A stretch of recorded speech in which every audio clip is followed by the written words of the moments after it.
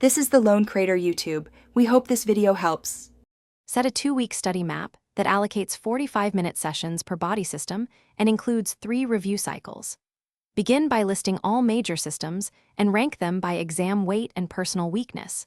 Start with high-yield systems like cardiovascular and nervous system first, then move to endocrine and reproductive. Each 45-minute session should target one topic with active tasks.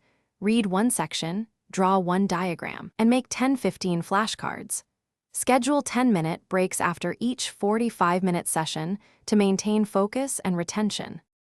Use 50-100 spaced repetition flashcards and review them daily in short intervals, prioritizing cards you miss most. Draw labeled diagrams freehand for each organ system. Include measurements like vessel diameters, valve counts, or muscle lengths when relevant to visualize scale. Convert passive reading into active tasks.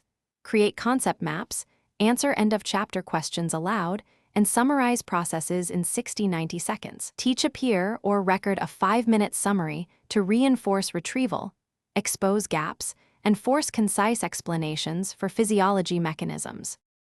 Simulate exam conditions with timed practice tests that last 90 minutes and include mixed anatomy identification and physiology problem solving. Review missed items immediately and add them to your flashcard deck. Use mixed practice regularly.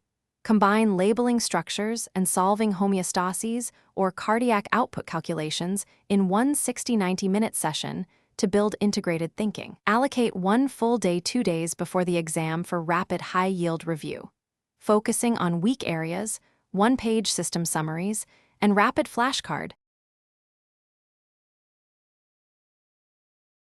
Thanks for watching. Consider subscribing if we helped you.